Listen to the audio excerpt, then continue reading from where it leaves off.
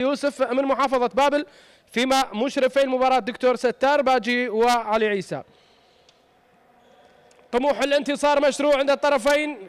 بالنسبة لجدول الترتيب، الكوفة يريد أن يحسن مركزه، الحصول على فوز خامس، لديه 4 انتصارات جمع من خلالهما 12 نقطة. وفريق النفط البصرة لديه 8 انتصارات جمع من خلالهما 24 نقطة. في انتظار صافرة البداية وانطلاق هذه المواجهة، فيها أسماء كبيرة هذه المباراة. هنا نحن وإياكم ننتظر انطلاق الصافرة من أجل بدء عداد الوقت في شوط المباراة الأول، مكون من 30 دقيقة على بركة الله. أيها الأحبة، يطلق الحكم الصافرة، يعلن عن بداية المواجهة وركلة وتمريرات الود مع المصافحات في عالم كرة اليد في الهاندبول. تبدأ الآن هنا عملية تمرير الكرات عند لاعبي فريق الكوفة. المحاولة الآن عند حسين في هذه اللحظات، مهند عادل، مهند وحسين عبد المهدي، أمين نضال المحترف السوري. محاولات الكوفة والتقدم الآن لنسر قاسيون، وهدف أول، بداية أولى لأصحاب الدار، وهدف أول للكوفة في مرد سريع. هل يكون سريع؟ لا والله، لم يكن الرد حاضر. وفي هذه اللحظات مهند عادل اللاعب السابق للمنتخبات الوطنية يسجل الآن مهند الهدف الأول للكوفة، ويتقدم فريق الكوفة. فيما تغيير سريع، يعود أمين نضال في محاولة الهجوم ويغادر علي فارس. هذه التغييرات التي يقوم بها سريعا المدرب السيد حيدر عبد الواحد، العائد إلى عالم الهاندبول مرة أخرى. هنا المحاولة، صاحب الهدف يعطي كرة على الذراع. قوية البداية من أصحاب الأرض، وبالتالي هدف ثاني للكوفة ومحاولة الارتداد، عملية السقوط. والآن حيدر جعفر يسجل هدف. إذن هدفين لا شيء مع طرب، مع الاحتفالات. المواجهة مبكرا هنا على قاعة الكوفة. مرة أخرى عملية هجوم، كتبة الدكتور رعد خنجر تحاول أول زياراتها، رمية 9 أمتار. حكم المباراة كان قريب، يشير إلى رمية 9 أمتار. هنا محاولات على مرمى الحارس أحمد فرحان، أو المحاولات على مرمى أمير فرحان. يلعب كرة سريعة، فارس فارس فارس فارس، علي فارس، والهدف الثالث.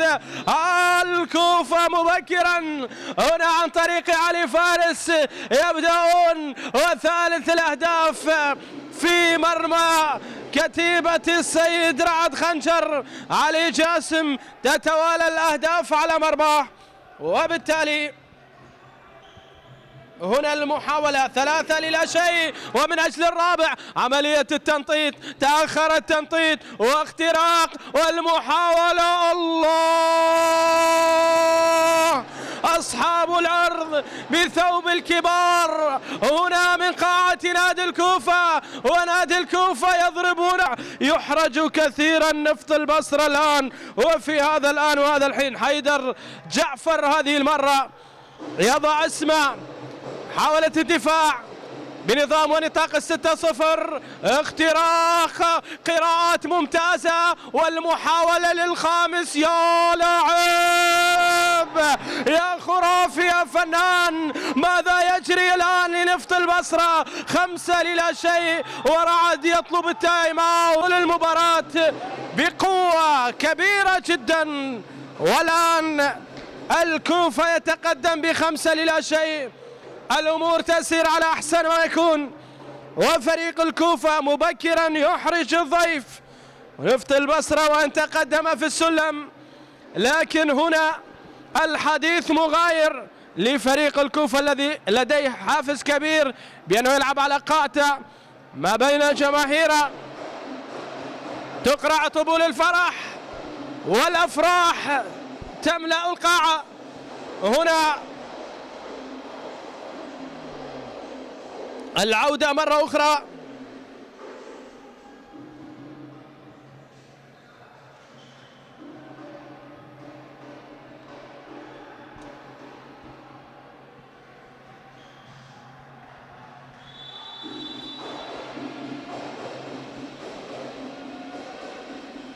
محاولات لصالح لاعبي نفط البصرة. سجاد يستلم بالتسعة، سجاد مسلم حنون. محاولات مرة أخرى، عملية تمرير 44 الخطر الأحمر. أوه مبكر هذا الدخول وعملية الاختراق، لكن الحكم يعطي مخالفة 9 أمتار هنا لصالح نادي الكوفة. وهدف أول لنفط البصرة يسجله خليل إبراهيم مشهود الإيراني. يسجل الآن خليل إبراهيم مشهود يسجل أول أهداف فريق نفط البصرة. هنا عملية تناقل كرات ما بين لاعبي الكوفة، عملية استلام مهند عادل، مهند واختراق مهند ممتاز من خارج 7 أمتار ورمية 9 أمتار، رمية 9 أمتار في هذه اللحظات. هنا مهند عادل، عملية هجوم للكوفة والحارس يتصدى والحكم لا يشير إلى الرمية الجزائية. خليل إبراهيم مع حسين فرحان. هنا محاولة مشهود، يا ولد يا ولد يا ولد، أمير فرحان يتصدى وتصدي بهدف. الفرص تضيع والمصائب لا تأتي فرادا على نفط البصرة. هجوم النار هنا، النيران تشع في القاعة. والمحاولات الآن لصالح لاعبي نفط البصرة. عملية ضغط إبراهيم مشهود والتسعة يحاول حسين حسن. محاولات الآن الارتداد، جول جول جول جول. هو هو هو. رمية إدخال وهنا المحاولة مرة أخرى. أوه ضاعت على علي فارس، ضاعت على علي فارس. وإبعاد ل4 دقائق. لا يا رعد خنجر، دكتور رعد خنجر يدخل إلى داخل القاعة.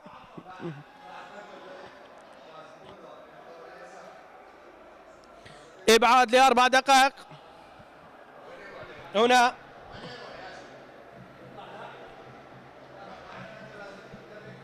المحاولات لصالح الكوفة. لا زال الاعتراض من جانب نفط البصرة.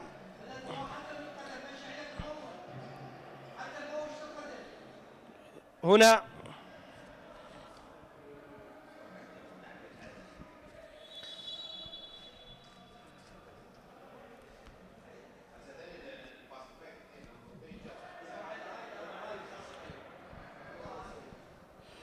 تعود المحاولة الآن.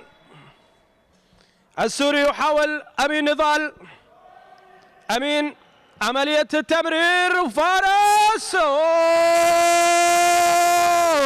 يا علي يا علي يا علي، علي فارس يسجل السادس، يضع الكوفة في المقدمة. دخول قوي، دخول رهيب في المباراة، يفاجئون نفط البصرة. و6-1 النتيجة الآن.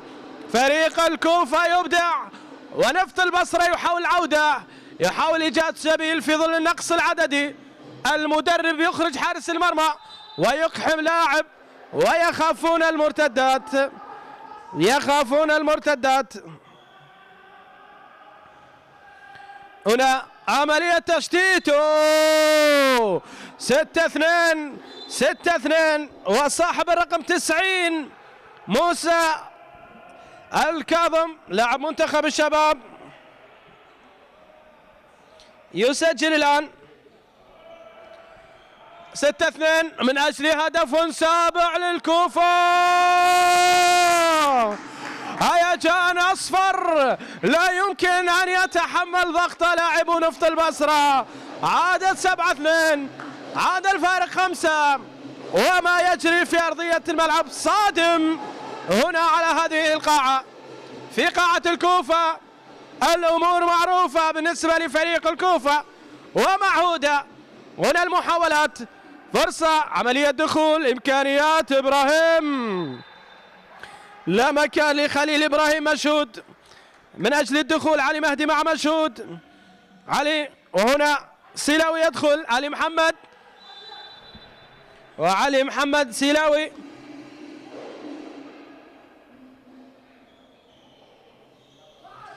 يشترك الآن.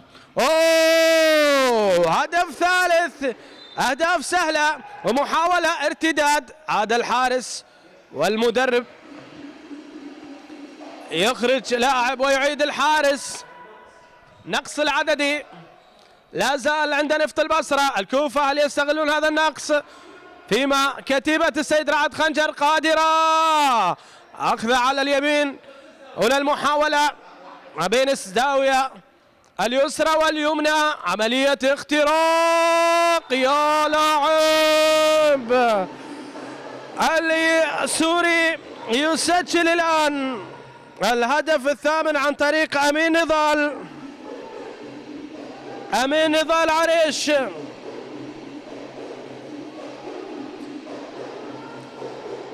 طرب مع احتفالات والمحاولات. مخالفة في هذه اللحظات على حسن عبد المهدي. حسن حربي عليه مخالفة ومخالفة أخرى.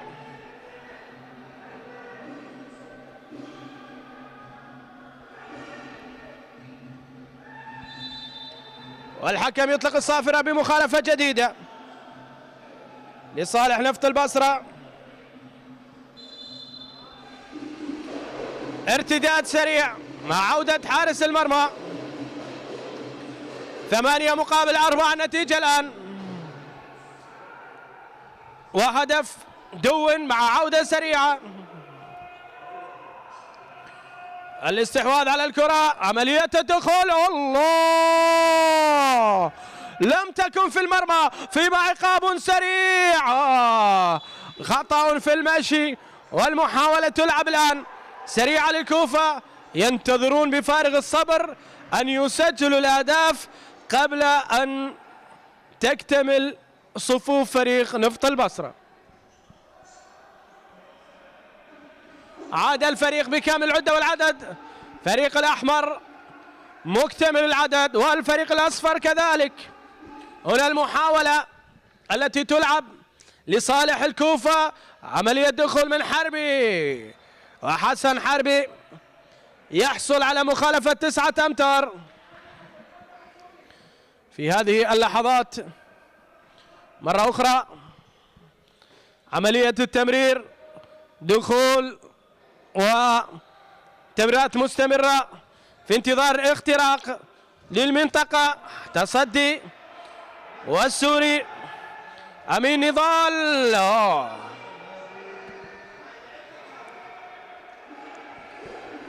الحكم يشير بمخالفة.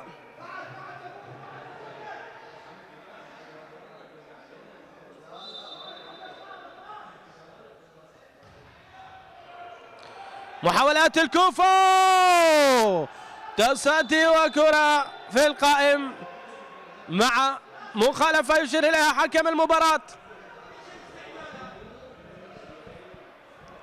تعود الكرات لصالح فريق الكوفة. هل يستمر هذا التفوق التقدم؟ الآن تعود المحاولات لصالح فريق نفط البصرة. عملية تمرير والمحاولة لا زالت حمراء. دخول في انتظار اختراق حسين فرحان. تعود إلى خليل إبراهيم. مشهود يا مشهود يا مشهود يا مشهود، والحكم إبعاد لدقيقتين مع رمية 7 أمتار. إبعاد لدقيقتين لحيدر عايد.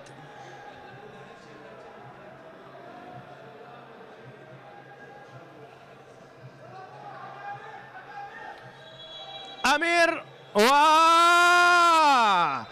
حسين فرحان يسجل الهدف الخامس، يقلصون الفارق. بداية الكوفة القوية. الآن بدأ نفط البصرة يستعيد عافيته ويعود المباراة شيئا فشيئا. نفط البصرة 8-5.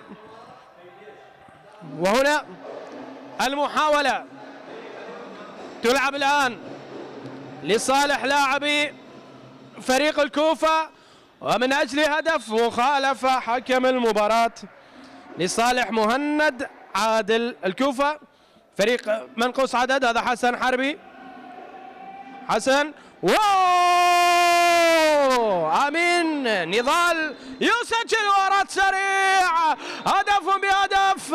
رائعة جميلة من جانب علي مهدي، وهدف بهدف. 9-6. نفط البصرة ليس بالسهل. نفط البصرة يستعد للعودة ويقلصون الفارق إلى 3. تايم أخذ رعد خنجر، قلب الموازين، يحاول اللحاق في آخر ما تبقى من الوقت. يعني نحن على مشارف نهاية الدقيقة 14 والأمور لا زالت للكوفة. لكن عاشر يأتي، لكن عاشر يدون، وهنا من أجل هدف سابع. نفط البصرة، نفط البصرة، فرسان الجنوب، الفرسان سيلاوي بثوب الأبطال. نفط البصرة يسجلون، نفط البصرة يعودون. 10-7 الآن. 10-7. الفارق 3. سيد حيدر عبد الواحد يخرج حارس المرمى ويدفع بمحمد فاضل كردي. محاولات الآن مرة أخرى. مهند عادل عليه، ورمية الجزاء، رمية 7 أمتار لعلي فارس الآن. وعلى التنفيذ مهند عادل. مهند في مواجهة علي جاسم. مهند وعلي الآن مواجهة مباشرة. مهند مع علي. مهند هدف جميل من ركلة أو رمية الجزاء. رمية 7 أمتار. 11-7.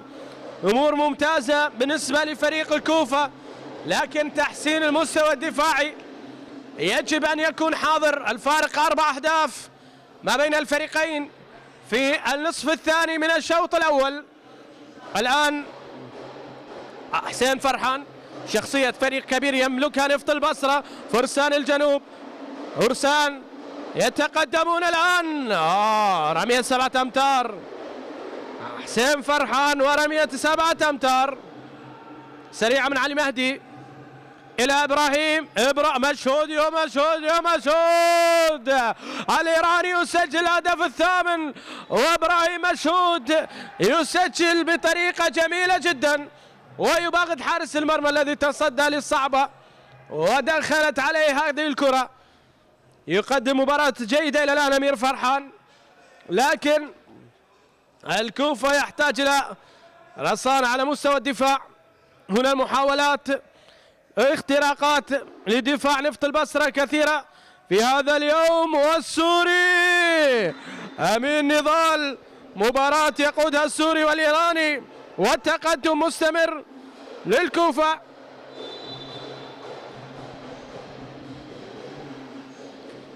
- 12-8. النتيجة الآن.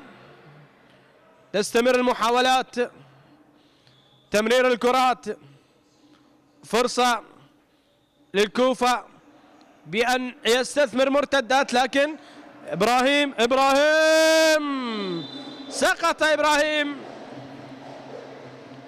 وخليل. إبراهيم مشهود يحصل على رمية 9 أمتار، اختراق من العمق. الله، سيم فرحان باختراق جميل وتسديدة رائعة، يسجل الهدف التاسع لنفط البصرة. ويرى المدرب السيد حيدر عبد الواحد بأن التايم أصبح ضروري جدا، تقليص الفارق إلى 3 واقتراب نفط البصرة من العودة. ربما يعادلوهم في الشوط الأول. الأمور إلى الآن تسير نحو ندية كبيرة في هذه المباراة رغم الفارق في الترتيب، لكن الكوفة يجاري نفط البصرة بشكل كبير جدا في هذه المباراة. هنا يحرجوهم كثيرا، وإلى الآن الأمور ممتازة، يعني فريق يقدم مباراة كبيرة وفريق إلى الآن يجاري المباراة حتى يعود. رعد خنجر بحديث جانبي مع حكم المباراة.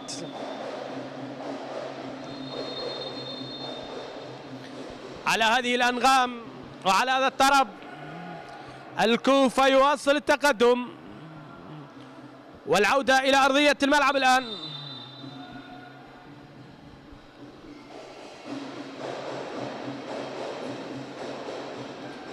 محاولة عند أمين نضال، أمين مع حسن حربي إلى مهند يحاول عملية التقدم مرة أخرى، تنطيط، حربي يأخذها، محاولة وتمرير الكرات مرة أخرى لصالح الكوفة، عملية الدخول مهند ودخول من الجهة اليمنى. أوه، الحكم يشير إلى نهاية الوقت والمحاولة تعود بمرتدة الآن والسقوط لعلي مهدي.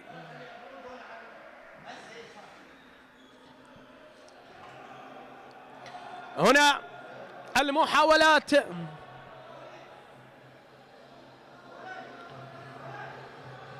تستمر ومخالفة 9 أمتار. تعود الآن نفط البصرة، عملية الاختراق 12-10 والفارق هدفين. تباطؤ فريق الكوفة وإعطاء مساحة لنفط البصرة من أجل الوصول جعل نفط البصرة يتقدم إلى الأمام أكثر، والكوفة يقف عند 12 هدف.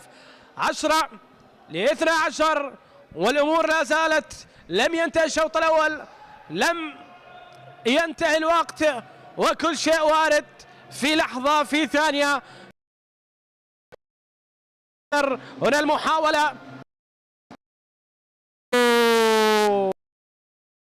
رمية 9 أمتار في هذه اللحظات، رمية 9 أمتار.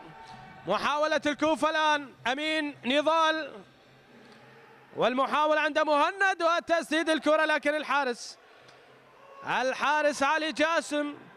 هنا خليل إبراهيم مشهود إلى الخارج، كرة مشهود، والحكم يقول رمية 7 أمتار الجزائية لمشهود في هذه اللحظات.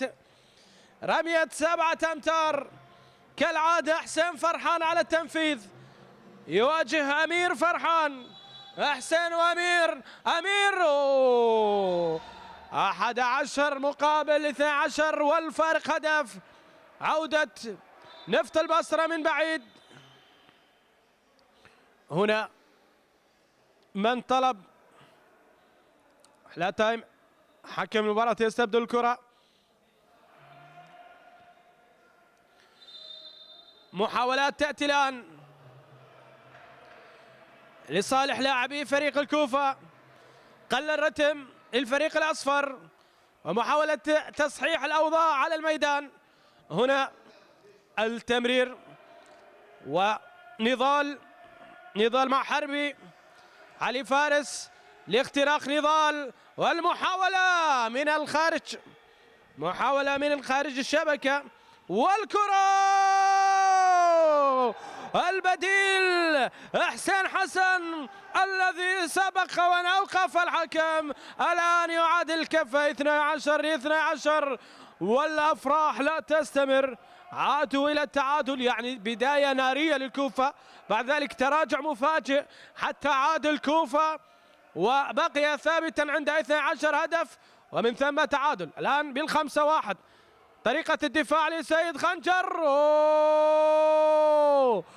رمية الجزاء وال7 أمتار من أجل أن يعود الكوفة ليتقدم.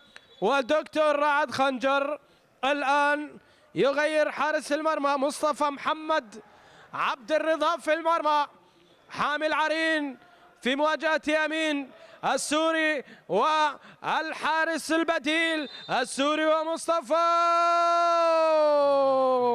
يسجل الهدف 13 للكوفة، وسريعا يغادر أمين ليدفع المدرب بحيدر عايد. عاد إلى نفس النهج، نفس طريقة الدفاع. الخروج الآن في اختراق، خليل يحصل على رمية 9 أمتار. خليل إبراهيم مشهود، كرة سريعة إلى موسى الكاظم، موسى، والمحاولة تعود مرة أخرى. حسين فرحان وحسين وأمير، وإلى الخارج. طريقة دفاع جميلة جدا، يطالبون برمية جزاء، لكن هنا أمين يشترك الآن. حسن حربي وأمين، أمين نضال وحسن حربي. هدأت الأجواء ومحاولة الحفاظ على النتيجة من جانب الكوفة. تحفظ كبير.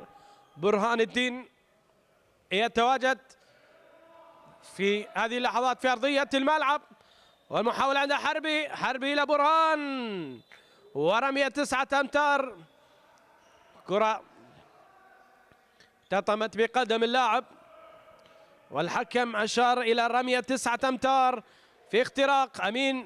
أمين يتقدم أمين، والمحاولات الآن، لكن رمية 9 أمتار، هكذا يقول الحكم.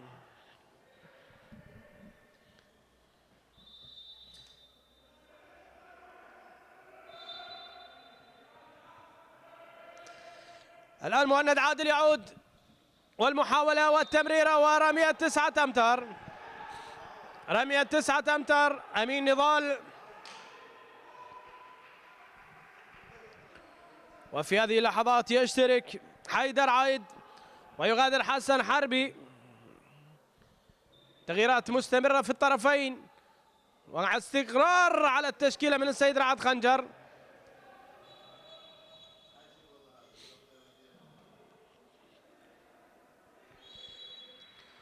بداية لعب،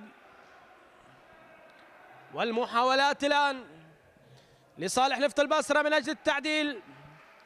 خليل إبراهيم مشهود مع حسين فرحان، موسى الكاظم مع مشهود، والمحاولة تأتي والسقوط، والحكم يقول رمية 9 أمتار، رمية 9 أمتار بعد سقوط علي مهدي. حسين فرحان وأمير بالصفات. الأمير يتصدى الكونتر اتاك، المرتدة السريعة. حيدر يمرر كرة من الذراع، والقائم حيدر جعفر يضيع الكرات واحدة تلو الأخرى. تمرير خاطئ لم يتمكن من الوصول إليه. وهنا المحاولات، عملية التمرير، المحاولات مرة أخرى. الكرة تمرر الفرص للكوفة مستمرة، محاولات، وهذا حيدر. الآن مهند عادل مع أمين نضال، مهند وأمين ينظر إلى الذراع، مهند يخترق، مهند يصل، والآن محاولة عودة سريعة والدخول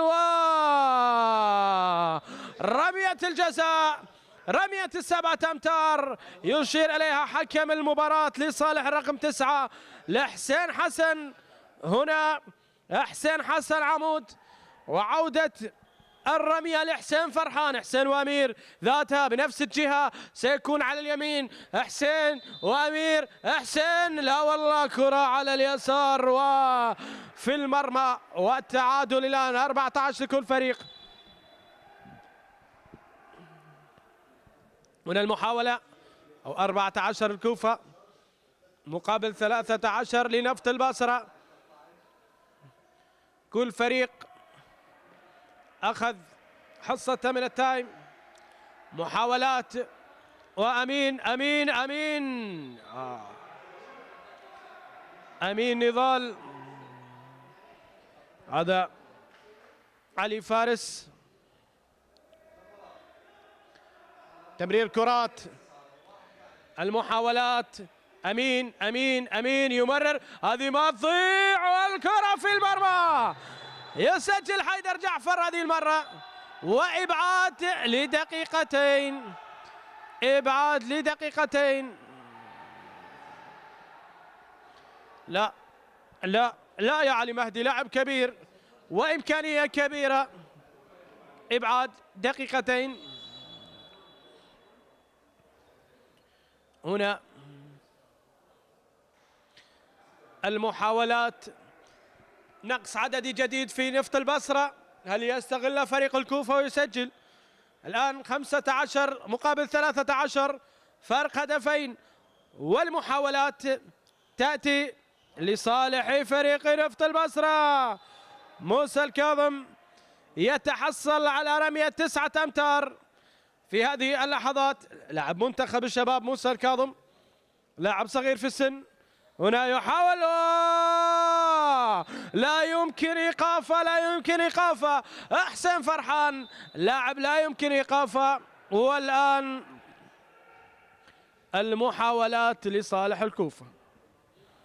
محمد فاضل ياخذ تعليمات، والكرات.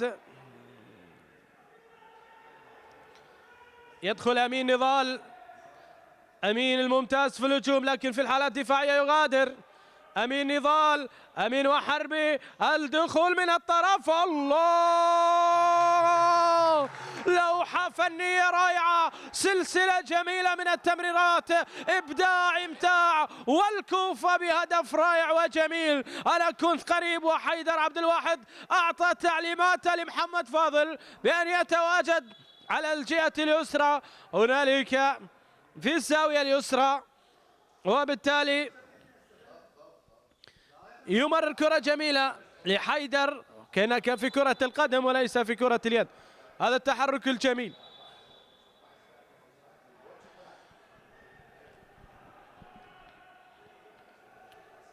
الوقت يمضي، والمحاولات الآن. صافرة سبقت هذا الدخول، والمحاولات والكرات. الآن حسين فرحان، رمية 9 أمتار لحسين فرحان. بهذه الطريقة فقط يمكن إيقاف تحركات حسين فرحان. لاحظ، لاعب ذكي جدا. والمحاولة اختراق، ضيع السبيل وطريق الوصول إلى مرمى أمير فرحان. هنا عاد حيدر، والمحاولة. نفط البصرة بكامل العدد الآن بعد عودة اللاعب المستبعد. فرسان الجنوب هنا في الفرات، هل يعودون؟ لا زالت الأمور صعبة، وأمين نضال يتحصل على المخالفة. أمين يتحصل على المخالفة.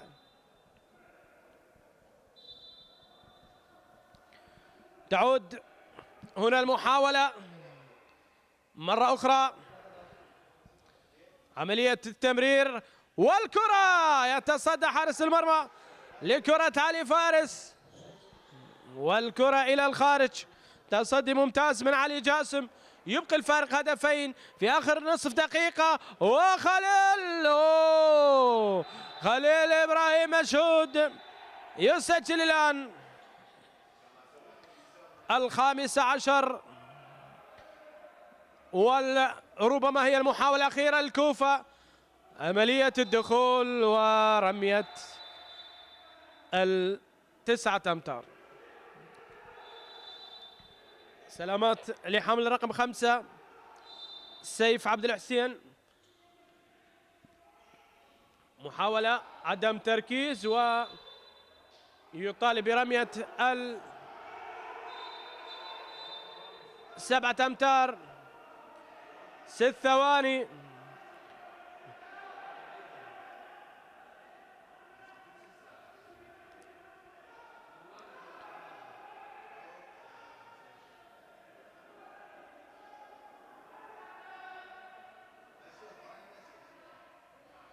ربما هنالك خلل في التوقيت.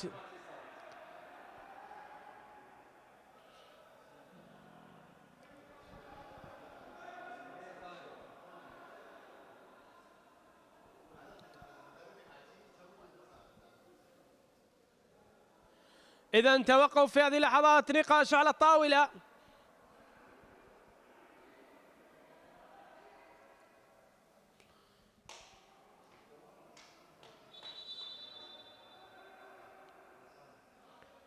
لا زالت الأمور. إذا انتهى الوقت، وهذه الرمية المباشرة ستكون على الهدف. الكل سيقف في الجدار لأنها آخر محاولة، لأنها يجب أن تسدد بعد التمرير المباشر. مهند عادل يستعد، لا، إلى أمين مشهود أو أمين نضال. أمين نضال، الكل في الجدار. محاولة أخيرة، الكل عائد. انتهى الوقت. هل سيصل بها إلى المرمى؟ فيما جدار برين كله يتصدى. وانتهت مشاهدينا متابعينا في هذه اللحظات أحداث الشوط الأول. تقدم الكوفة ب16 هدفا مقابل 15 لفريق نفط البصرة. استراحة قصيرة ونعود إليكم إن شاء الله قبل بداية الشوط الثاني بلحظات.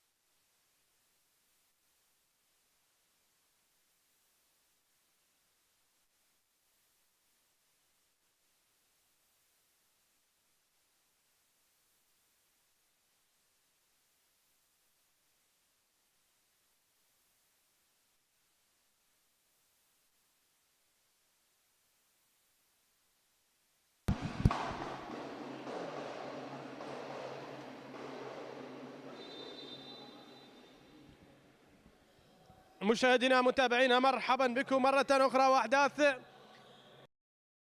ما بين فريق الكوفة ونفط ضيف هذه المباراة في بداية الشوط، وإلى الآن ب16 هدفا مقابل 15.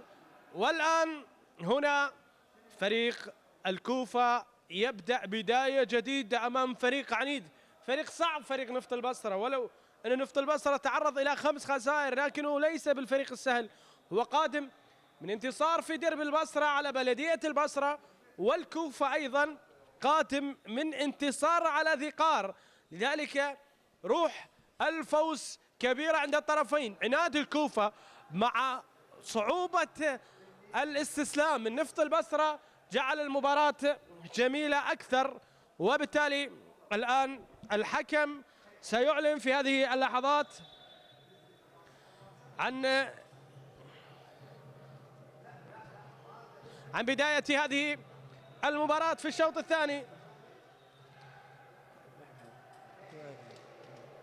والبداية الآن للشوط الثاني، من المنتظر أن يكون أكثر صعوبة. محاولات وخليل إبراهيم مرة أخرى، عملية اختراق وهدف، هدف أول عن طريق هذا الأسمراني الصغير حسن عمود، يسجل في بداية مبكرة، فيما علي جاسم حلو الآن يكون حارس لفريق الكوفة. أول أهداف في مرمى علي جاسم، خرج أمير فرحان وعلي جاسم حلو هو البديل. تعادل مباشر في أول دقيقة، بداية نفط البصرة مع إرادة كبيرة. هنا المحاولة وعملية الدخول، اختراق والمخالفة مع رمية 9 أمتار. أمين نضال السوري يحصل على الرمية، وحربي هنا حسن حربي، عملية الدخول أمين ومهند. يا سلام يا مهند، سلامات يا مهند، ومهند عادل يسقط، يعاني من إصابة أثر هذا السقوط. سلامات يا مهند. رمية 9 أمتار، دوما على التنفيذ مهند عادل.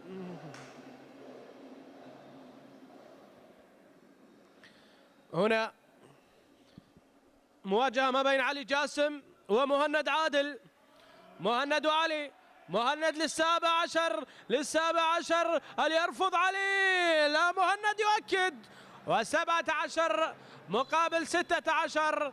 هنا الأمور تستمر والمحاولات، عملية اختراق ومخالفة يعطيها حكم المباراة. رمية 9 أمتار، حسن فرحان يتدخل، وحسين فرحان. هنا مخالفة وعملية الدخول، لكن خليل إبراهيم مشهود يحصل على رمية 9 أمتار مرة أخرى، اختراق ورمية 9 أمتار أخرى لموسى الكاظم في هذه اللحظات. هنا المحاولة مرة أخرى، عملية الدخول، و حسين فرحان يسجل هدف التعادل، فيما حسون ولاعب يعاني من إصابة. حسن حربي، سلامات لحسن، سلامات لحسن حربي. هنا تغيير الآن، موسى الكاظم يخرج، والدخول لصاحب الرقم 5 في فريق نفط البصرة، سيف عبد الحسين هو الذي يدخل الآن. سيف عبد الحسين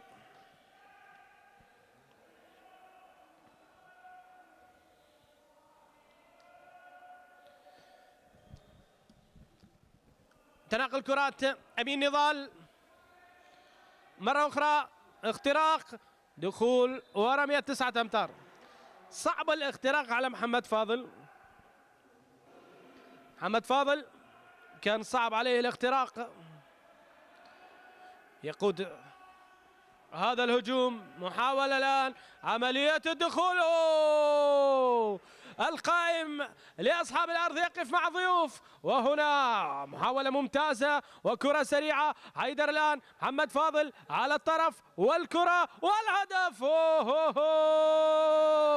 محمد فاضل الكردي يسجل الهدف الثامن عشر في مرتدة رائعة جميلة جدا كانت. مرة أخرى المحاولات،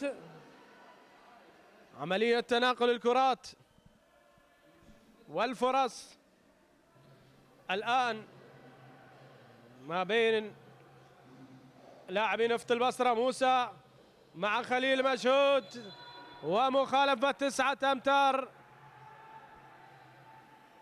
على حيدر عايد، والدخول الآن وحسين فرحان. رمية 9 أمتار،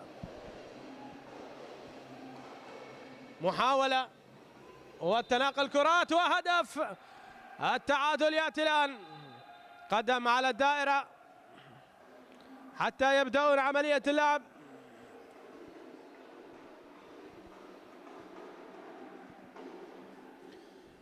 إذن عملية تمرير، تعادل في هذه اللحظات 18 لكل فريق.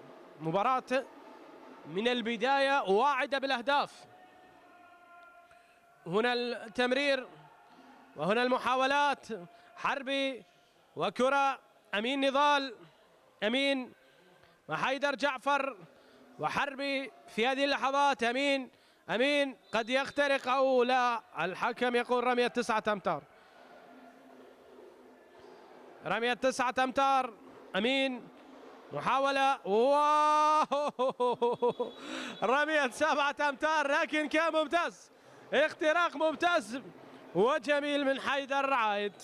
قطع التيار الكهربائي عن القاعة، بالتالي المباراة ستتوقف حتى عودة الكهرباء. وقاعة الكوفة الآن مع أفراح، مع احتفالات.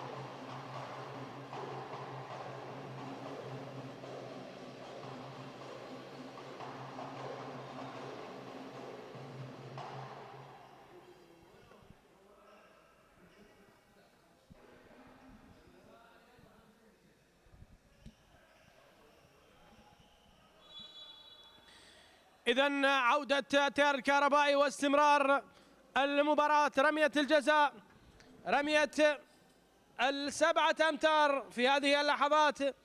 يشترك الحارس البديل، وهنا المحاولة الآن ويتصدى لكن في المرمى.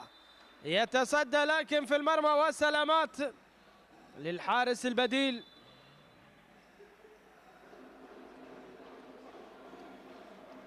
حسين خالد محاولات الآن، تقدم الكوفة وعلي محمد سيلاوي الآن يمررون. عمود يتقدم، موسى وعلي الهداف، لكن تصدي ممتاز من علي جاسم، يتصدى بشكل رائع. لا زالت الخطورة للفريق الأحمر. نفط البصرة عملية الدخول، يبحثون عن سبيل للوصول. حسين حسن عمود وموسى الكاظم، وعمود من الزاوية، تصدي بارع، وهنا المحاولة ارتداد، وبالسلامة لحسين حسن عمود.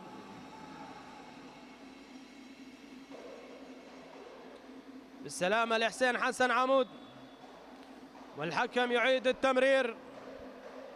طبعا يقود فريق نفط البصرة الدكتور رعد خنجر صاحب ال60 سنة، دكتوراه تربية رياضية في جامعة بغداد، مدرب السابق للكرخ، للجيش، لأربيل، ديالى وكربلاء، مع الفتوة والمسيب والشرطة، الذي كان بطل الدوري 3 مرات مع الجيش، ومرتين حصل المركز الثاني. مدرب المنتخب النسوي الآن سيد رعد خنجر، فيما حيدر عبد الواحد صاحب ال50 سنة، اللاعب السابق للكرخ المسيب. وهنا هدف، جول ياتي الآن بشكل جميل جدا من جانب حيدر عايد. حيدر عايد يسجل 18 مقابل 20. حارس المرمى يغادر ويدخل موسى الكاظم بديلا. محاولة مرة أخرى، القائم يتدخل، فيما خليل وعلي وخليل إبراهيم مشهود، دخلت إلى المرمى إذن، ومشهود هنا يسجل الهدف 19 لنفط البصرة. صعب المراس فريق نفط البصرة. الآن دخول برهان الدين في هذه اللحظات بالرقم 8.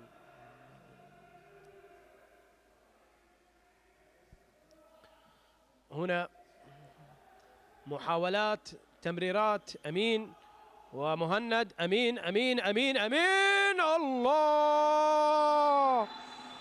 دخول بارع وجميل، وحكم المباراة يخرج خليل إبراهيم.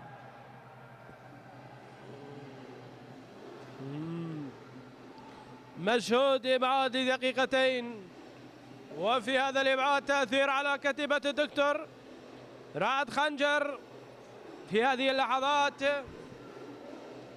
مباراة يقودها بلال إبراهيم وأسامة سامي، وعلى الطاولة علي مؤيد وعلي يوسف. هنا المحاولة،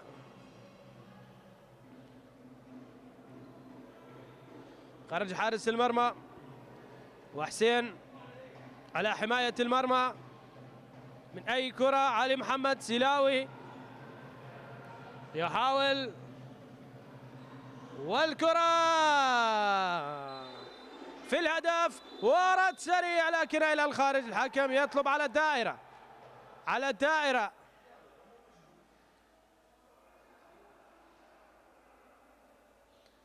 خطأ في التنفيذ. وهنا المحاولة لصالح فريق الكوفة في هذه اللحظات. 20-21 تبقى النتيجة، والمحاولة للكوفة أجل هدف جديد.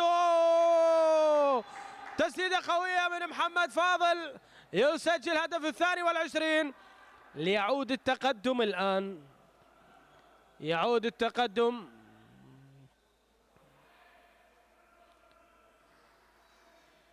لفريق الكوفة.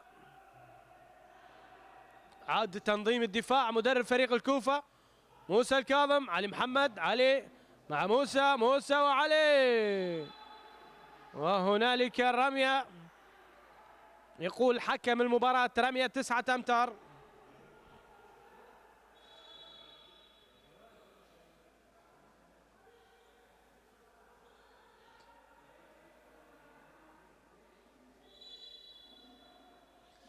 هنا الكرة والمحاولة وعليه، هدف جديد، هدف جديد يسجل. جهود كبيرة من كوادر شبكة الإعلام العراقي في محافظة النجف الأشرف لتغطية هذه المباراة. والآن الحكم يعطي إبعاد لدقيقتين لمحمد فاضل.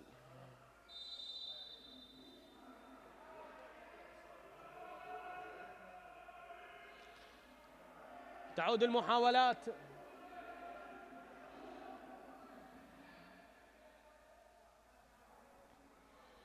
استلام من برهان الدين، مهند، عادل،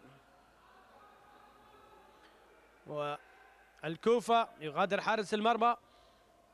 محاولة الآن، أمين نضال، أمين، حربي وأمين، مهند أوه من العارضة، والمحاولة ممتازة. السوري الممتاز في الدفاع يبعد السوري أمين نضال. خروج لسيف عبد الحسين ودخول موسى الكاظم في هذه اللحظات مرة أخرى يعطي إضافات. المحاولة وعمود سيم فرحان وتلاحم بدني مع حيدر عايد.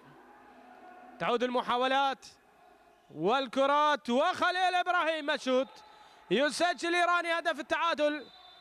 فارس بداية لاعب للكوفة. هناك تعب واضح على اللاعبين، يعني مجهود كبير في المباراة.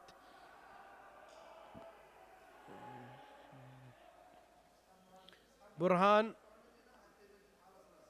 والزيادة عددية مرة أخرى. حربي ورمية 9 أمتار على حربي.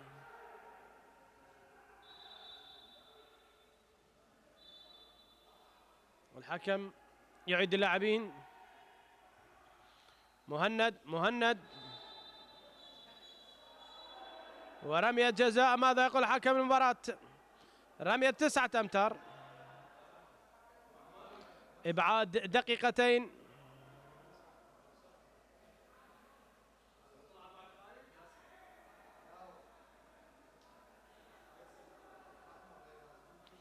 الآن يطرد عمود، استبعاد 4 دقائق والآن دقيقتين، وعمود يأخذ ورقة حمراء.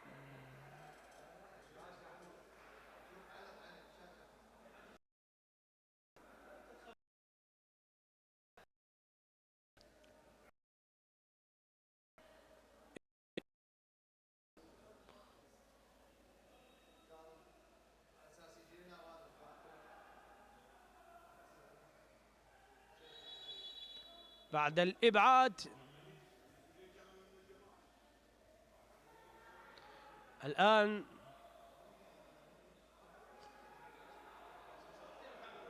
محمد فاضل، اختراق،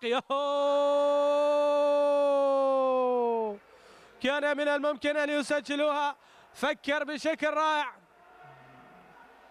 تحرك ذهني.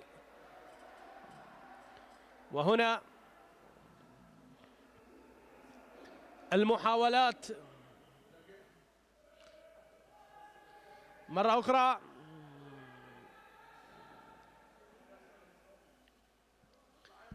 علي مهدي، موسى وعلي وإبراهيم. مشهود مع موسى، لا يعطى هكذا مساحات حتى مشهود يعني. محاولات مرة أخرى، خطف الكرة، أمين نضال يطلب الكرة، أمين، كرات سريعة على حسن حربي، محمد فاضل لوحده، متى يمررون؟ أمين نضال يحاول مرة أخرى. المحاولات الآن لصالح لاعبي فريق الكوفة. حربي، كرة من القائم إلى الحارس إلى الخارج، والكرة تعود إلى حارس المرمى مع رمية بداية جديدة. كان من الممكن أن يسجلوا كرتين، واحدة من مهند واحدة من حربي، والأمور تستمر على التعادل. هنا محاولات، وموسى مع إبراهيم، مشهود الإيراني يسجل كرة جميلة جدا. مشهود هنا محاولات مستمرة، فارس يدخل، قلبت الموازين. أول مرة في المباراة يتقدم فريق نفط البصرة، يعني بعد 45 دقيقة حصل التقدم. الآن أمين، محاولات حربي، مهند يحاول كرات سريعة، عملية تنطيط الكرة والمحاولة. هنالك لاعب لوحده على الخط، ومحمد فاضل لوحده على الزاوية. وقت مستقطع من السيد رعد خنجر في هذه اللحظات. مدرب فريق نفط البصرة يأخذ الوقت المستقطع. هنا دقيقة واحدة تايم اوت. مباريات هذه الجولة، الدور الأخير من مرحلة الذهاب، دور ال15. يوم الكوفة يضيف نفط البصرة هنا، وفي الساعة 4 على قاعة الشرطة وبلدية البصرة، والجيش وديالى في تمام الساعة 6 على قاعة نادي الجيش. بالأمس ذي قار والفتوة تعادل 27 لحساب هذه الجولة. أيضا ويوم غد البداية من لقاء الناصرية والسليمانية في الساعة 2 ظهرا، وفي الساعة 4 المسيب وكربلاء والحشد والكرخ في الساعة 6، فيما نادي القاسم انتظار في هذه الجولة. الدوري الذي يتصدره نادي الكرخ ب39، المركز الثاني ب36 نقطة، 33 نقطة للجيش، 31 نقطة لديالى. أمين هنا المحاولات، أمين نضال،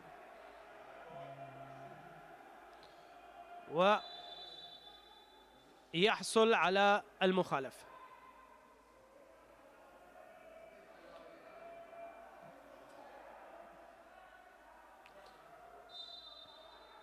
محاولة والتسديد الكرة، لكن تصدي ممتاز من الحارس. مرتدة بهدف. حسين فرحان يتأنى، ثقة كبيرة لدى لاعبي نفط البصرة، وأضاع فريق الكوفة الكثير من الكرات حتى تأخر بالنتيجة. يعني هو متأخر بهدف، والآن مرشح أن يتأخر بهدفين، لأن في هذه المحاولة فريق نفط البصرة يتقدم، ومشهود إلى خارج أرضية الملعب. خليل إبراهيم مشهود. هنا المحاولات تستمر. نضال، حربي، لاعبي الكوفة لو ينظرون إلى تحركات محمد فاضل الذي دائما في منطقة فارغة، يعني محمد بإمكان الدخول من الزاوية، وأمين نضال، أمين إلى مهند والمحاولة الآن عودة والمخالفة في هذه اللحظات.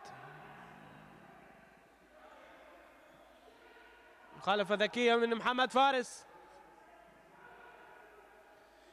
تعب البدني واضح على لاعبي نادي الكوفة. يعني أمين نضال بدأ يشير إلى المدرب بأن يستبدله، فيما تايم اوت في هذه اللحظات من جانب مدرب الكوفة.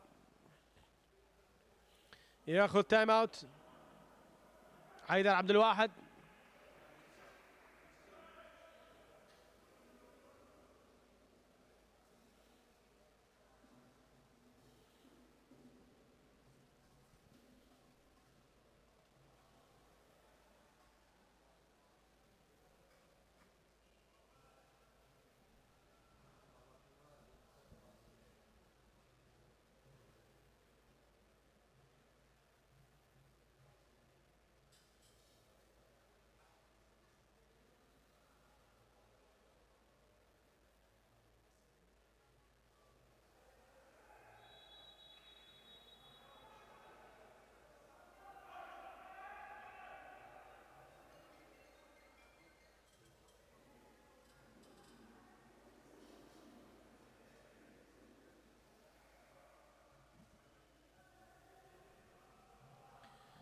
إذن عودة الفريقين الآن إلى أرضية الملعب، والحكم يطلب البداية من موقع الكرة الأخير قبل أن يعلن عن تايم أوت.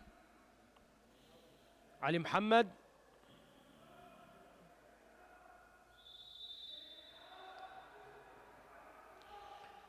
موسى ومشهود يتصدى حارس المرمى هذه المرة، والكرة سريعة.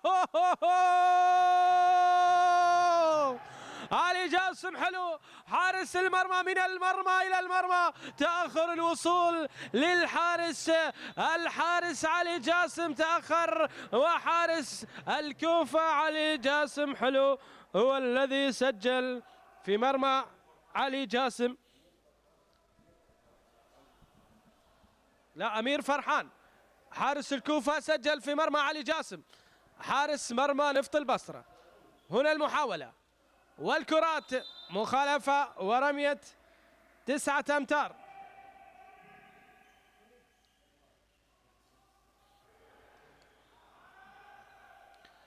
محاولات عملية الدخول و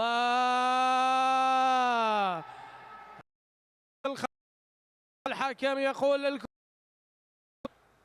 فريق نادي الكوفة، وربما تقدم سيأتي الآن.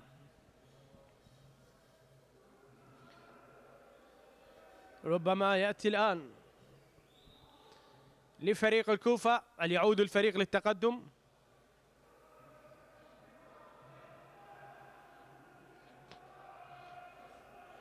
هنا المحاولات أمين والرمية الجزائية، رمية الجزاء. حكم المباراة يقول رمية 7 أمتار.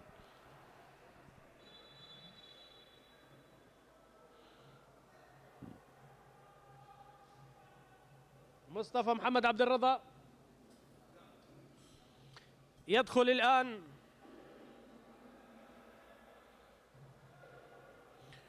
والكرة الملعوبة والهدف جعله في مرمى حيران، ويسجل مهند عادل الهدف.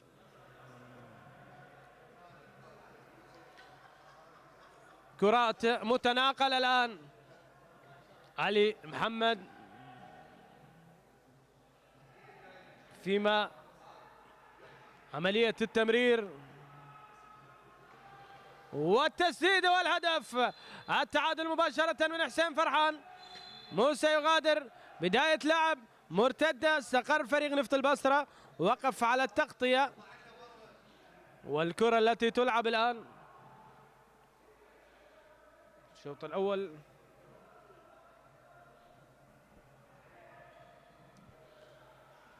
محاولات لاعب الزاوية محمد فاضل يترك مكانه، فيما المخالفة لصالح فريق نفط البصرة. حسين فرحان حاول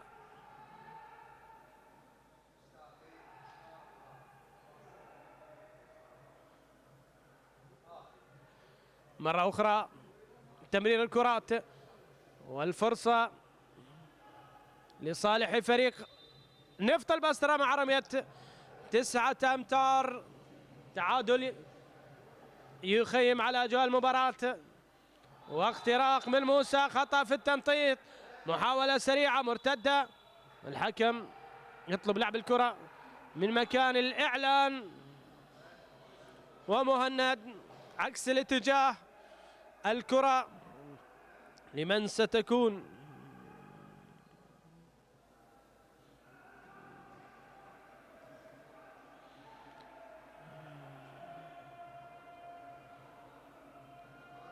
مرة أخرى. مهند أمين أمين أمين، أمين نضال يوصل النضال، مرتدة سريعة وعلي من القائم محمد فاضل في انتظار عودة فريق الكوفة لحالة الهجوم. القائم يرفض يرد كرة علي وزعلان رعد خنجر على ضياع هذه الكرة.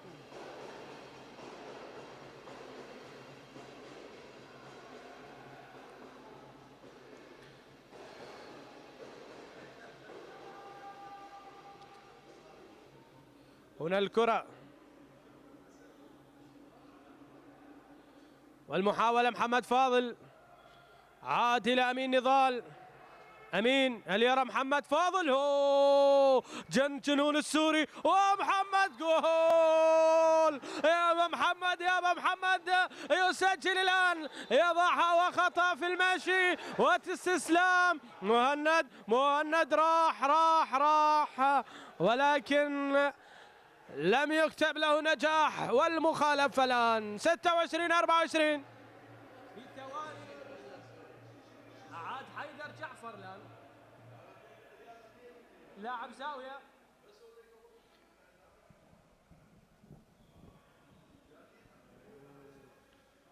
فرصة والكرة، فارس محمد فارس أبو الفوارس يسجل، والكرة إلى خليل، الكل إلا مشهود. خليل إبراهيم مشهود يسجل 27-25 مباشرة. عاد الفارق هدفين، مباراة مجنونة، مباراة بأهداف رائعة، لا توقف لا استسلام، والأمان كل الأمان في هذه المباراة. هنا المحاولة والكرة التي تلعب، الفرصة فيما انتظار بديل من حديد. حيدر جعفر يسجل، ثقة المدرب عادت ليعيدها حيدر. الآن آن الأوان لنشاهد أهداف، لنستثمر الفرص، لنسجل. والكرة تلعب موسى إلى خليل مشهود، والمحاولة عند حسين فرحان، وهدف جميل جدا يسجل، هدف من سجاد ميثم. و26-28 الكوفة لإعادة الفارق إلى 3. علي محمد يراقب أمين، حربي يدخل، محمد فارس مع حربي ومحمد فاضل، واجبات دفاعية. حربي ومحمد، عارس المرمى ببسالة. تلعب الكرة علي يسجل علي محمد سيلاوي، يعيد نفط البصرة.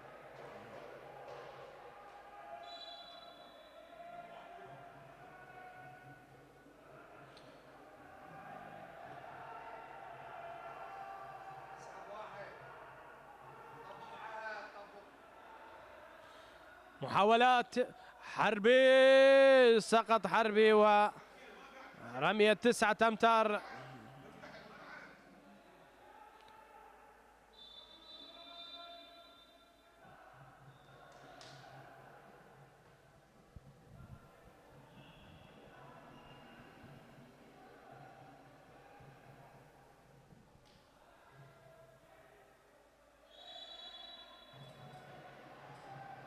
هنا المحاولات والكوفة من أجل إعادة الفارق. حربي على الطرف، دخول، وبدأ حيدر جعفر يسجل، بدأ يعيد الفريق.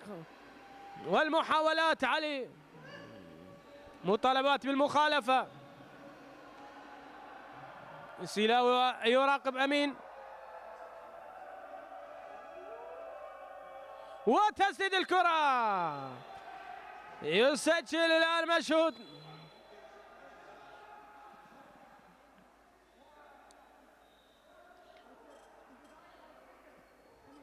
محاولة مرة أخرى،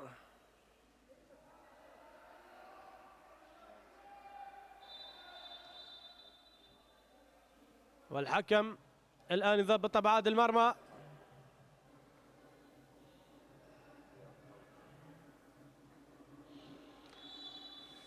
فرق هدف، 4 دقائق الآن تمت ما بقت على هذا الوضع. ندخل الآن كرة جميلة جدا رائعة من جانب حيدر عايد، والهدف 30. 28-30. وخليل والسلاوي يسجل، علي السلاوي يسجل في هذه اللحظات الهدف 29.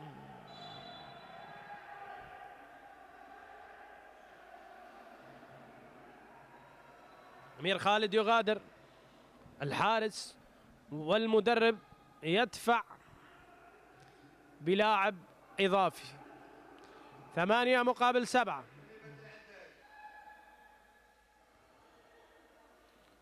حيدر جعفر، عودة الحارس محمد فاضل، اختراقه وحيدر ودربكة ومخالفة. مخالفة يقول حكم المباراة، وفيما تأخير فيما مرتدة. التعادل موسى يدخل يخترق، وحارس المرمى يتصدى. حارس المرمى يتصدى.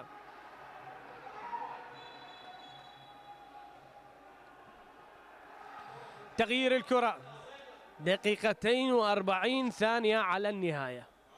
اقتربنا واقترب الانتصار من الكوفة، فارق هدف وكل شيء جائز.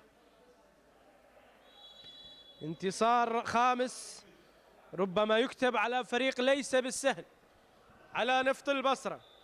هنا أجواء مشحونة في أرضية الملعب من الناحية الفنية، يعني بدنيا الأمور مستقرة، لكن فنيا يتقدم فريق يعود فريق، وندية كبيرة في أرضية الملعب. محاولات، عملية الدخول، ضيع الكرة حيدر جعفر، وعملية دخول. مشهود يا مشهود، وعلي عكس الاتجاه بهدف. هنا المحاولات تثمر عن هدف التعادل. 30-30. وقت يسير بسرعة على عناصر نفط البصرة، وبطيء جدا على الكوفة. بعد التعادل ماذا هنالك يا أمين؟ ماذا هنالك يا أمين؟ حيدر عايد الممتاز والتصدي. حارس المرمى يحمل الكرة، وقوف رائع لحارس مرمى نادي الكوفة أمير خالد، يتصدى بشكل ممتاز. والآن عودة التقدم لنادي الكوفة، ليواصلون الطرب. محاولات حربي، أمين والدخول. كرة الانتصار، دقائق مجنونة، محاولات، الآن فارق هدفين وفي الخارج. انتهت المباراة، هذه الثواني الأخيرة والمحاولة لصالح فريق الكوفة. 30 ثانية على الختام، 30 ثانية على النهاية، والآن تأكيد الانتصار.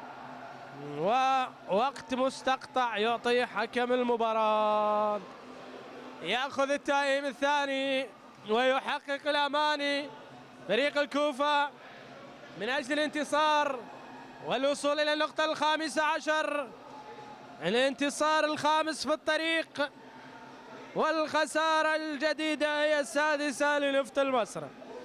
رعد خنجر في رحلة صعبة إلى النجف، يعود من خلالها خاسرا إلى الآن. 30 ثانية الوقت المتبقي، والأمور يعني سلم زمامها فريق نفط البصرة.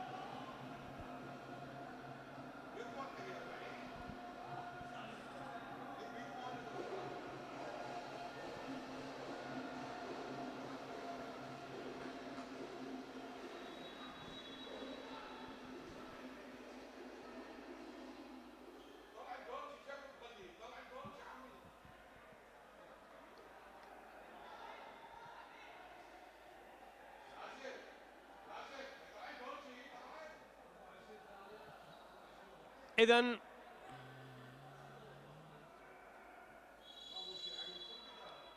في 24 ثانية وتسديدة تعود مرة ثانية. محمد فاضل تصدي ممتاز. نفط البصرة ربما محاولة الآن لهدف، لكن مهند والمحاولة لهدف قاتل لكرة قاتلة ورمية الإدخال. أيها الأحبة أيها المتابعون، مبروك لنادي الكوفة، تأتي صافرة الانتصار هاردلك لفريق نفط البصرة.